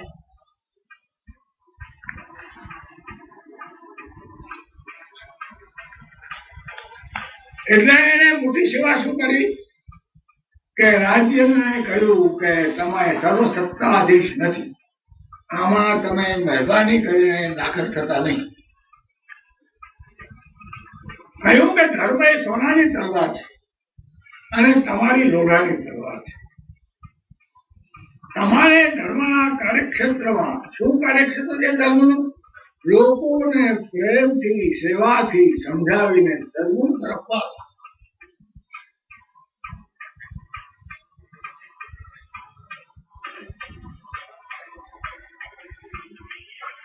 બધા ધર્મગુરુઓ હંમેશા પ્રેમ અને સેવાને સાધન કર્યું છે. તેમણે કોઈ હથિયારી પ્રયોગો કર્યા. એક બીજું વાક્ય પણ તમારે લખી લેવું. તે વાક્ય શું છે? Hedges are necessary for flowers. Hedges are necessary for flowers. Gujarati શું? ફૂલને માટે વાડ હોવી તે જરૂરી છે. ફૂલને માટે વાડ હોવી તે જરૂરી છે. But hedges do not create flowers. પણ આ વાડો કઈ ફૂલ નિપજાવતી નથી. હો, ફૂલ તો ફૂલની રીતે બીજી જ રીતે અંદર ઉછરે છે. આ વાડ તો અંદર બકરા ન આવે એટલા માટે છે. રાજ્ય તો વાડ જેટલું જ કામ કરે છે. એ કઈ સદગુણ રૂપી ફૂલો ખીલવી શકતું નથી. સદગુણ રૂપે ફૂલો ખીલવતી નથી. એ એના કાર્યક્ષેત્રની બહાર છે.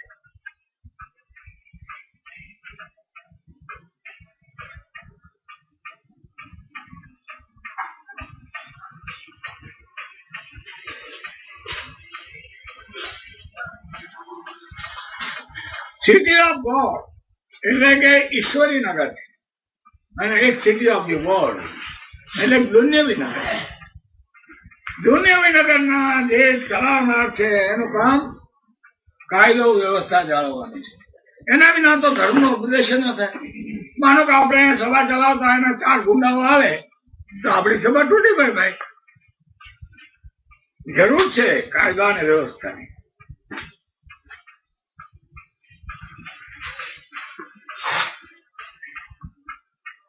તો રાજ્ય એટલું કરે. લોકશાહીનો મોટામાં મોટો પ્રશ્ન છે કે રાજ્યના અધિકાર કેટલા, પ્રજાના અધિકાર કેટલા. આ એનો મૂળભૂત પ્રશ્ન છે. જો પ્રજાના અધિકાર જ ન હોય તો લોકશાહી નથી.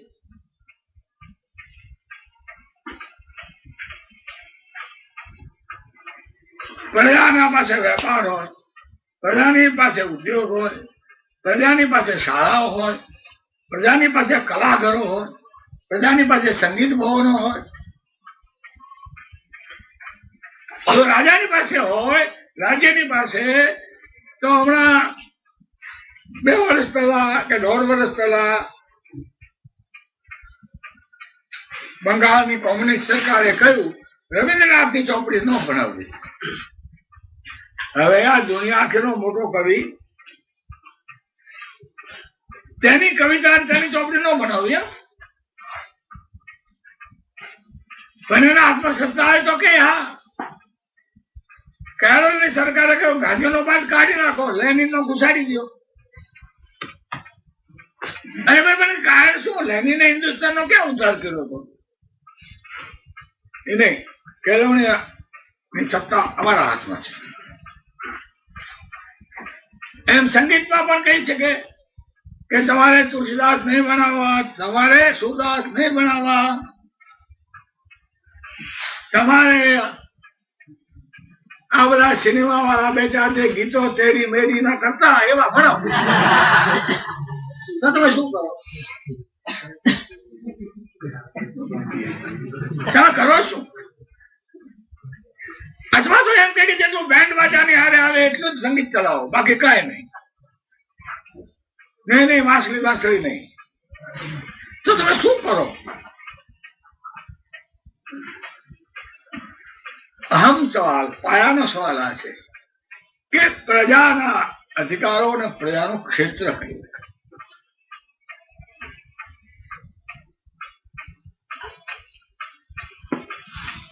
ઓગસ્ટાને કહી દીધું કે આ બધું પ્રજાનું ક્ષેત્ર જ છે. એક જ નથી લો એન્ડ ઓર્ડર, બાકી બધું પ્રજાનું છે. ગમગમ કરો. એને અલબત્ત એમ કહ્યું, પ્રજા શબ્દ નથી વાપર્યો, એને શું કહ્યું? ધર્મને સોંપી દો, ખ્રિસ્તી ધર્મને આ બધું સોંપી દો. પણ સિદ્ધાંત તો એ સ્થાપિત થયો કે આમાં રાજ્ય પોતાની આંગળી ઉંચારી ન શકે.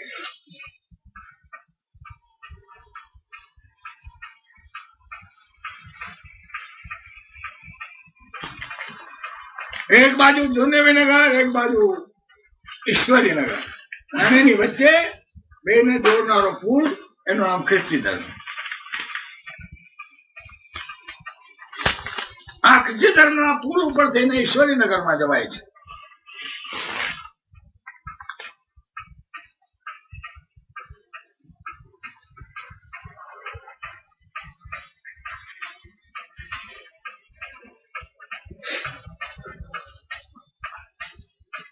એક 1000 વર્ષ સુધી આખા યુરોપમાં આ વસ્તુ ચાલી. શું?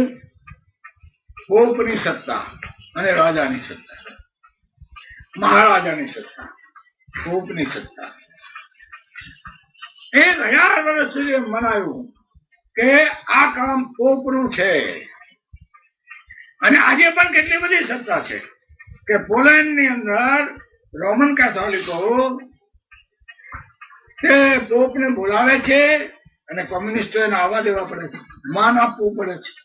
અને આ જે પ્રજાને કહે છે કે ઈસુ ખ્રિસ્તે આમ કહ્યું છે, રાજ ભલે કે. આ બધા જેટલા કોમ્યુનિસ્ટ દેશો રશિયા નીચે છે, એમાં સૌથી વધારે શોભાની એ પોલેન્ડ છે. કારણ કે ત્યાં વધારે રોમન કેથોલિકો છે, પોપના અનુયાયીઓ. અને પોપ ત્યાં દર 2-3 વર્ષે જાય, લાખો લોકોને પ્રાર્થના કરાવે, લાખો લોકોને ઉપદેશ આપે. પેલા નહીં મળે, રાજાને પણ, કોમ્યુનિસ્ટોને પણ, કે તમે પણ અમારા બાળકો છો, કઈ વાંધો નહીં. પોપ એટલે બાપા, પોપ એટલે પપ્પા, એના ઉપરથી પોપ શબ્દ થયો છે. અથવા તો પોપ ઉપરથી આપણે પપ્પા એમ આપણે કહેવાય. જો ભાઈ, એટલે એ તો એમ જ કહે કે તમે પણ મારા બાળક છો. મોટા મોટા કોમ્યુનિસ્ટ સેનાપતિઓ એને પણ. બીજે બધે તો ખ્રિસ્તી ધર્મનું ચલણ છે, એક જુદી વાત છે. પણ 1500 પછી એ ઓછું થયું. 1400-1500 સુધી એનું વર્ચસ્વ બહુ મોટા રાજ્યો નહોતા થયા, નવો જમાનો નહોતો આવ્યો, એટલે એનું જ રહ્યું. સૌથી વધારે પ્રબળ સત્તા એની હતી, એક છેડેથી બીજે છેડે છે. સામાન્ય એવો નિયમ જ હતો કે બધા સારા કુટુંબમાંથી એક જણે તો સાધુ થવું જ જોઈએ. કાં તો છોકરી સાધુ થાય, કાં છોકરો સાધુ થાય. બધા શ્રીમંત કુટુંબમાંથી એક તો નીકળે, બીજા પણ નીકળે, મધ્યમ વર્ગના નીકળે. બધા લોકોને મૂળ ધ્યેય શું? આ દુનિયા અને આવતી દુનિયાનું ધાતુ બાંધવાનું છે. એટલે આ દુનિયા છોડે. પણ પરિણામ આ દુનિયાને શું થયું કે છોડીને એને દુનિયાની કામગીરી કરી. મઠોમાં સારા ખેતરો, મઠોમાં સારી ગાયો, મઠોની અંદર સારા દવાખાના, અને મઠોમાં સારી કેળવણી. અને સ્પેન થી માંડીને છે મોસ્કો સુધી, નાના ગામમાં નાનું દેવળ, મોટા ગામમાં મોટું દેવળ. અને રોમન સામ્રાજ્યની પદ્ધતિ એને વહીવટમાં નહીં લીધી કે 1000 ગામનો વડો, 100 ગામનો વડો, 10 ગામનો વડો, બધી વ્યવસ્થા ગોઠવી દીધી. પરિણામે ઓગસ્ટાઇનના આ પુસ્તકથી યુરોપ અંધાર યુગમાં હજારો નાના નાના દીવા રાખી શક્યા આ મઠોના, કે જ્યાંથી આ બધો પ્રકાશ ફેલાયા કરે. આમાંથી આગળ જતા એ પણ ચર્ચા થઈ કે આમાં મતભેદ થાય તો રાજાનું માનવું કે પોપનું માનવું. એ સવાલ પણ પછી ધીમે ધીમે આગળ વધ્યો કે પોપની સત્તા તો પ્રબળ હતી, રાજાઓ નાના નાના હતા. પોપને તો બધેથી ધન મળતું હતું, અનુયાયીઓ મળતા હતા. એટલે મોટે ભાગે પોપની આજ્ઞા માનવી પડે, અને ન માને તો પોપ પાસે એક સત્તા હતી કે બધા ખ્રિસ્તીઓ જતા, ત્યાં બીજો ધર્મ તો હતો જ નહીં યુરોપમાં. એટલે એ કહી દે કે તમારા રાજાને કર ભરવો નહીં, અસહકાર કરો. એનું અંગ્રેજી શબ્દ છે ઇન્ટરડિક્ટ. લખો ઇન્ટરડિક્ટ. ઇન્ટરડિક્ટ એટલે ન માનવાનો હુકમ. એટલે પેલો ઇન્ટરડિક્ટ જાહેર કરે. પરિણામ શું આવે કે એનો ભાઈ પણ એનું ન માને, એની બહુ એને રોટલા ન કરી દે. ત્યાં સુધીની વાત આવી જાય કોક વાર કે જો ભાઈ પોપે તમને એમ જાહેર કર્યા છે, તમારી હારે અમારે વ્યવહાર ન રખા, તો મહેલની અંદર એકલો પડી જાય રાજા ખુદ. એ પ્રબળ સત્તા હતી કે મોટા રાજાને ઇન્ટરડિક્ટ કર્યું, તે બિચારો કોઈ એનું ન માને એવી સ્થિતિ આવી. જર્મનીનો એક મહારાજા હતો, તે સ્વિટ્ઝરલેન્ડમાં પોપનો પ્રતિનિધિ ત્યાં ગયો માફી માંગવા. 4 દી બાદ ઉભો રહે, મઠમાં કરવા ન દીધો, બરફમાં. 4 દિવસ પછી અંદર આવ્યો, પછી કહ્યું કે આ લુગડા કાઢી નાખો, કોથળાના લુગડા પહેરી લો. કોથળાના લુગડા પહેરેલા. તું રાજા બાજા થયો તે તું ખ્રિસ્તી ધર્મની વિરુદ્ધ વર્તી શકે?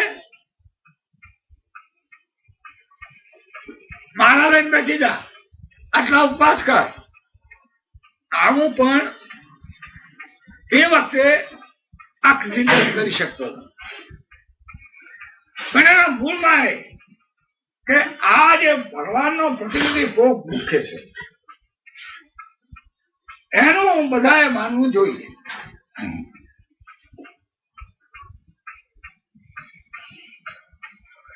ઓગસ્ટાઇન જેવો એક બીજો વિચારક પણ થયો, તેનું નામ એક્વિનો.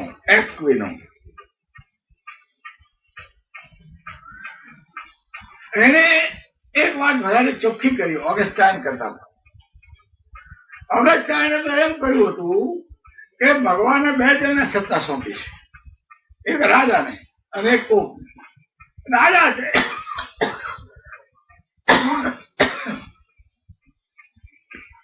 છે એને કાયદો વ્યવસ્થા જાળવવાની સત્તા સોંપી.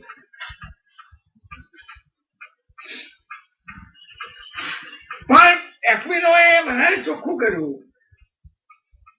એ બહુ મોટો જબરદસ્ત વિદ્વાન હતો. એને એવું ચોખ્ખું કર્યું કે આ પ્રજાને સોંપી છે, રાજાને સોંપી નથી. અને પછી પ્રજાએ રાજાને સોંપી છે. ઈશ્વરે આ સત્તા બધા ખ્રિસ્તી નાગરિકોને સોંપી છે, પછી નાગરિકોએ રાજાને સોંપી છે. અને એને કહ્યું કે કેટલાક કાયદાઓ છે, તે કાયદા પ્રમાણે આ સમાજ ચાલવો છે. પહેલો કાયદો છે એ વિશ્વનો કાયદો છે. કેવી રીતે સૂર્યચંદ્ર ચાલે છે, કેવી રીતે ગ્રહો ઉપગ્રહો ચાલે છે, કેવી રીતે ઋતુઓ બદલાય છે, આ કાયદામાં કોઈથી કઈ દખલ થઈ શકતી નથી. એ વિશ્વનો કાયદો. પછીનો કાયદો નેચરલ લો, અને 4 કાયદાઓ થાય. પછી નેચરલ લો છે, વનસ્પતિ કેમ ઉગે છે, નર માદા કેમ મળે છે અને સંતાન કેમ પેદા થાય છે, આ બધા કુદરતી કાયદાઓ છે. તેની અંદર કોઈ દખલ કરવાની જરૂર નથી. યુરોપના રાજનીતિના ઇતિહાસમાં આ કુદરતી કાયદાનું બહુ મહત્વ છે.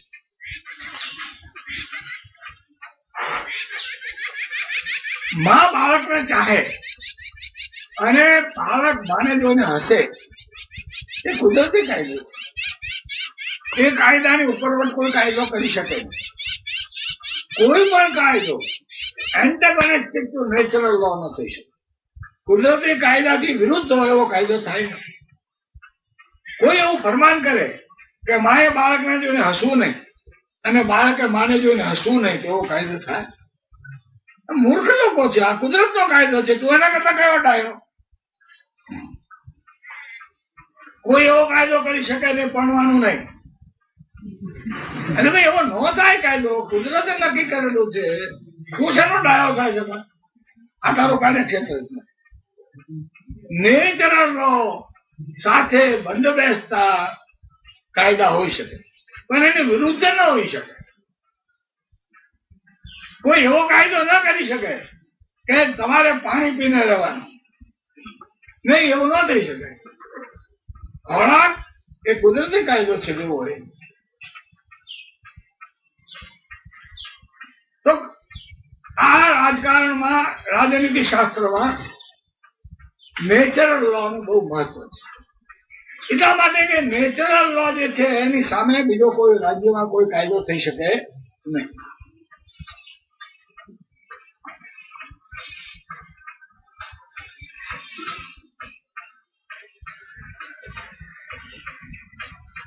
પછી આવે છે સિવિલ લો, એટલે કે રાજ્ય ચલાવવા માટેના કાયદાઓ, સિવિલ લો. પણ સિવિલ લો એ ઉપલા બે લો ની વિરુદ્ધ તો જવાય જ નહીં.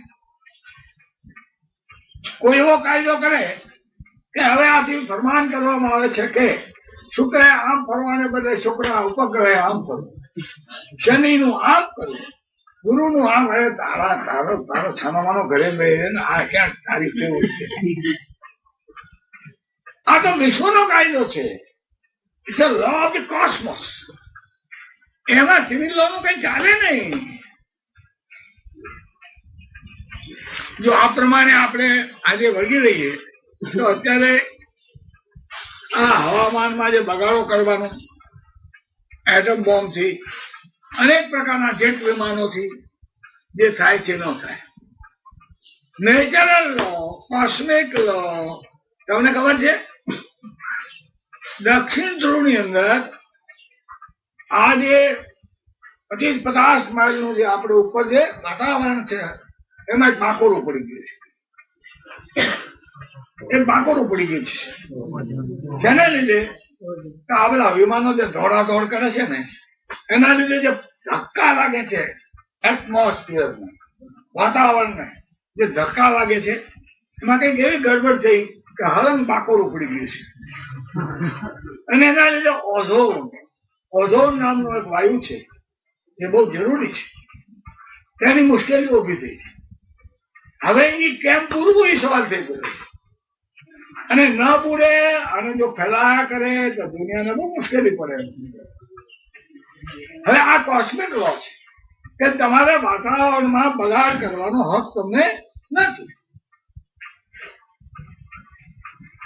અહીંયા તો નદીમાં બગાડ કરવાનો તો હક નથી, પછીનો સવાલ. પણ હવે આ બધા ઉપર જાય છે અને ઉપર જઈને આ બધી ગડબડો કરે છે. જો પેલું એક્વિનો નો નિયમ જળવાય કે નહીં, કોસ્મિક લો માં તમે વચ્ચે ન પડી શકો, એને એની રીતે કામ કરવા દો. એ યુનિવર્સિટીમાં એક ભાષણ મેં કર્યું, તેનું ગુજરાતી આવશે, તમે વાંચજો સ્વરાજ ધર્મમાં. પણ એમાં મેં છેવટે એમ કહ્યું કે તમે બધા ચંદ્રમાં માણસને મોકલો છો, ઉપર બધે મોકલો છો, બહુ સારી સિદ્ધિ છે વિજ્ઞાનની. તો અમારા ગાંધીજી એમ કહેતા હતા કે તમે પેલા માણસને સુધારો પછી મોકલવો હોય તો. પણ અહીંયા હું ચોરના ધંધા કરતો તો ચંદ્રમાં જવું તો કઈ સાવકાર થઈ જવાનું? ત્યાં જઈને આ જ ધંધા કરવાનો. અહીંયા રામાયણ છે, એ ત્યાં મહાભારત થશે. ગાંધીએ કહ્યું કે આવું નથી. વિજ્ઞાનની સિદ્ધિ છે એ પેલા મનુષ્યની સિદ્ધિ તમારે પ્રાપ્ત કરવી જોઈએ. મનુષ્ય સિદ્ધ પુરુષ થાય પછી વિજ્ઞાનને હાથ કરે તો બરાબર છે.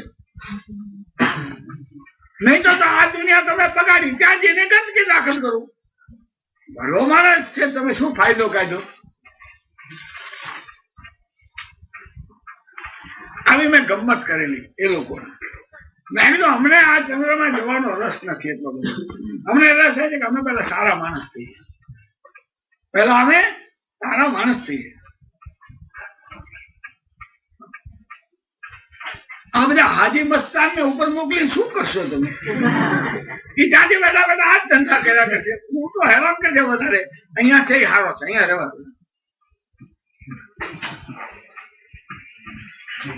તો એક્વિનો કહે છે કે કોસ્મિક લો, નેચરલ લો, સિવિલ લો અને પછી ડિવાઇન લો. ડિવાઇન લો એટલે ધર્મગુરુઓએ કેમ વર્તવું, ધર્મગુરુએ કેમ વર્તવું એ ધાર્મિક કાયદાઓ છે. તેને કહ્યું કે ધાર્મિક કાયદાઓ એને જ કરવા દો, એને મેળવે કરશે. ત્યાં પણ રાજ્ય વચ્ચે ન પડવું. રાજ્યનો કાર્યક્રમ એક સિવિલ લો જ રહ્યો પછી. અને આ સિવિલ લો તે નાગરિકોએ તમને સત્તા આપી છે એમ સમજીને તમારે ચાલવું. એટલી વાત એક્વિનોએ ઓગસ્ટાઇન કરતા જરા આગળ લઈ ગયો કે જો સત્તા રાજાને મળી છે તે ભગવાને એને આપી નથી, લોકોએ આપી છે. અને ભગવાને લોકોને આપી, જેમ પોપને આપી એમાંને આપી.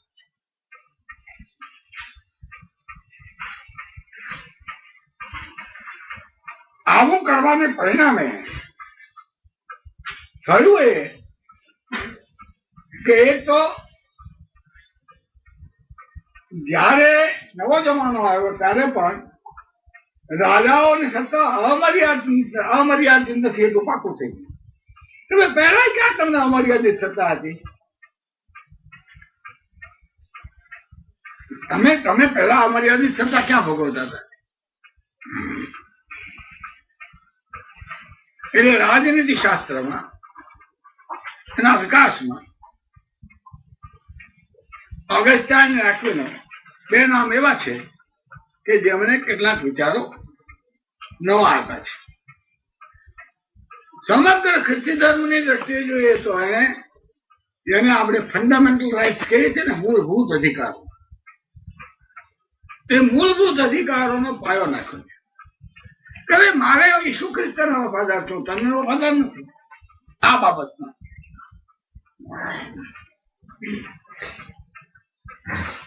તમે અંતિમ અધ્યાય નાટક જો વાંચ્યું હોય મારું, તો એમાં હિટલરને એક પાદરી કહે છે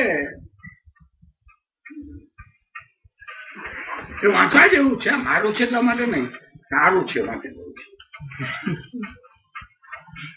એમાં એક પાદરીને બોલાવીને જેલમાં પૂર્યો છે. તેને બોલાવીને કહે છે કે તમે તમારા દેવળોમાં બધા રોમન કેથોલિકોને કહો કે જર્મનીનો વિજય થાય તેવી પ્રાર્થના રોજ કરે. હું તમને છોડી મૂકવા તૈયાર છું.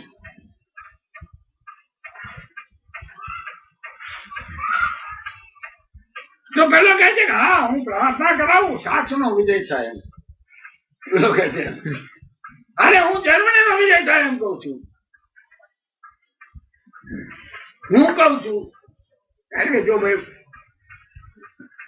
મેં મારો માલિક પસંદ કરી લીધો છે, તમે મારા માલિક નથી. એ માલિક ઈસુ ખ્રિસ્ત છે. એને અમને એમ કહ્યું છે કે સૌનું ભલું થાય તેવી પ્રાર્થના કરવી. એટલે આ સૌના ભલાની જોડે જર્મનીનું ભલું થાય એવી પ્રાર્થના કરાવો. પણ જર્મની એટલાનું ભલું થાય અને બધાનું ભલું થાય એવી પ્રાર્થનાઓ નહીં કરાવે. એ ભાષા તો જુદી જાતની છે. હું જરા સરળ અને સાદું બોલું છું. આ ગદ્ય છે પણ એ સંવાદ વાંચવા જેવો છે હિટલર જોડે. એ મારાથી નહીં થાય. મારા માલિકે મને આવું બોલવાની ને આવી પ્રાર્થના કરવાની ના પાડી છે અને એ મારો માલિક છે, તમે મારા માલિક નથી આ બાબતમાં.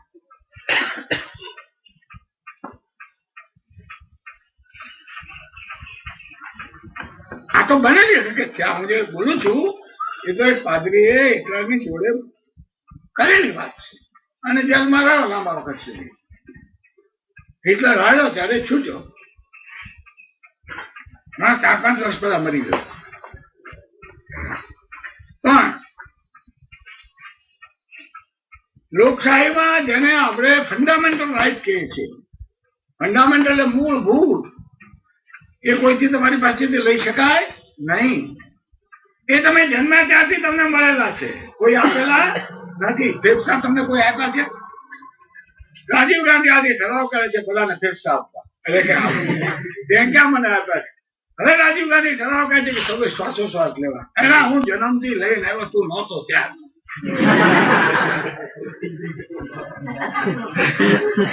મૂળભૂત અધિકાર એટલે મને જન્મતા સાથે કુદરતે આપેલા અધિકારો, જે કોઈએ મને આપેલા નથી, કુદરતે આપેલા છે. અને ચામડી જેમ છૂટી પાડી શકાતી નથી, તેમાં મૂળભૂત અધિકાર છૂટા પાડી શકાતા નથી. હવે આગળ જશું ત્યારે આની ચર્ચા આ પરિભાષામાં કરશું. આમણે નથી કરી એક્વિનો અને અગસ્તીને, એ શબ્દો નથી એના શબ્દો તો એટલું જ કહે છે કે ધર્મના કેટલાક ખાસ અધિકારો છે અને રાજ્ય એમાં વચ્ચે પડવું ન જોઈએ, અને રાજ્યનું કામ ફક્ત રક્ષણ કરવાનું છે. Hedges are necessary for flowers, but hedges cannot create flowers.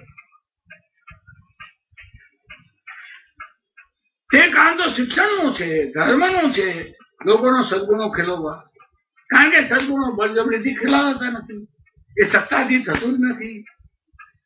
તે તો પ્રેમ અને સેવાની માવજતથી થાય છે, ધીરજથી થાય છે. ત્યારે ધર્મ આમાં માને છે, રાજ્યમાં માનતો નથી.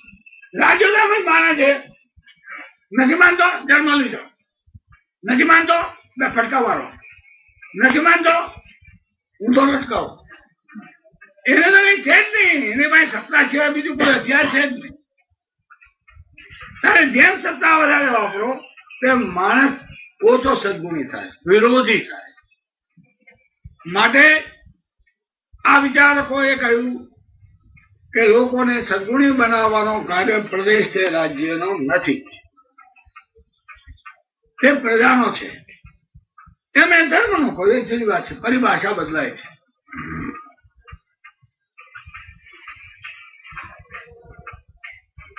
આ મોટું કામ થયું આ બધા 1000 વર્ષના ગાળામાં.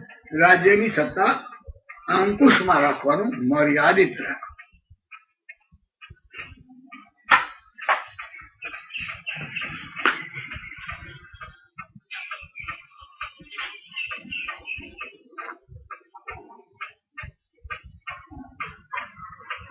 અને બીજું મોટું કામ મેં તમને કહ્યું શું થયું? આખા યુરોપના અંધાર યુગમાં હજારો ટમટમતા દીવાઓ, હજારો પોતાની સ્વેચ્છાએ, કોઈ પ્રાણે સાધુ કરી શકાતા નથી, ન બને. સ્વેચ્છાએ આ બધું થયું છે. એવા અંધકાર યુગમાં અને આજે પણ હજી ખ્રિસ્તી ધર્મના સાધુ સાથે બિચારા ગરીબ પછાત રામ તે લોકોને ટકાવી રાખ્યા છે, મજબૂત કર્યા છે.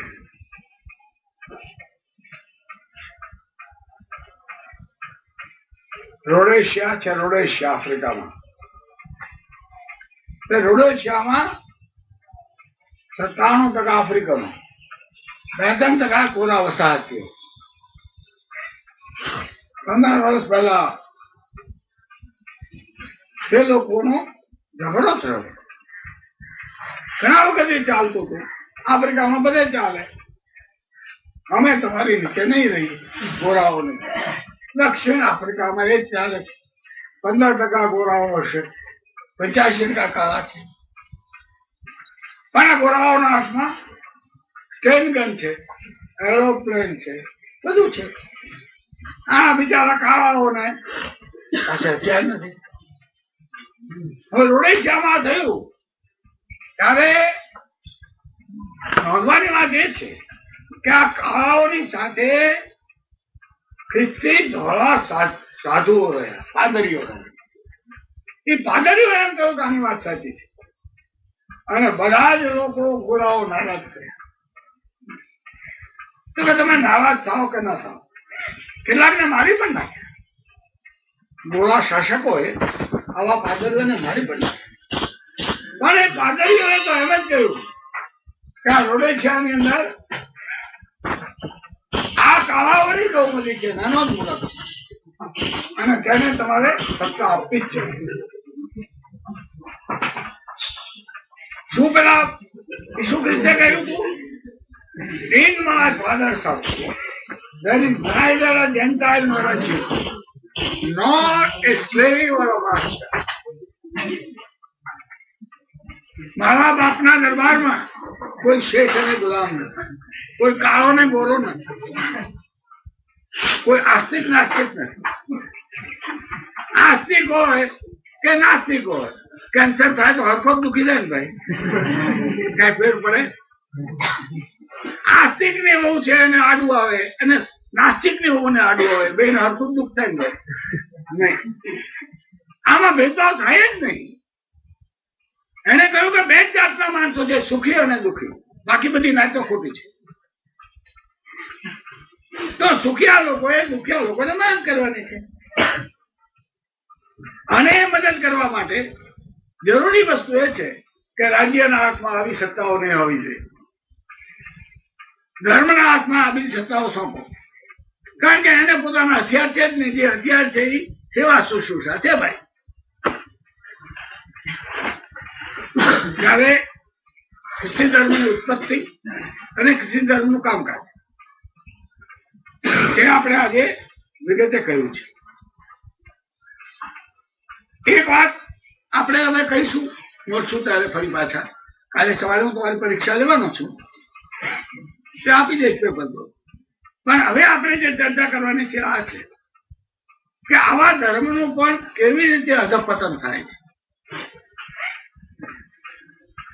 લોકશાહીમાં આ ખ્રિસ્તી ધર્મ કરતા વધારાની ચીજ શું છે તે આપણને ખબર પડશે. એ વધારાની ચીજ શું છે? ગમે તેવા સમર્થ બળને પણ અંકુશમાં રાખવાનો અધિકાર. ધર્મમાં એ નહોતું. ધર્મમાં તો એમ કે પોપ અને બાઇબલ કે એટલે પછી કોઈ સામું બોલી શકાય નહીં.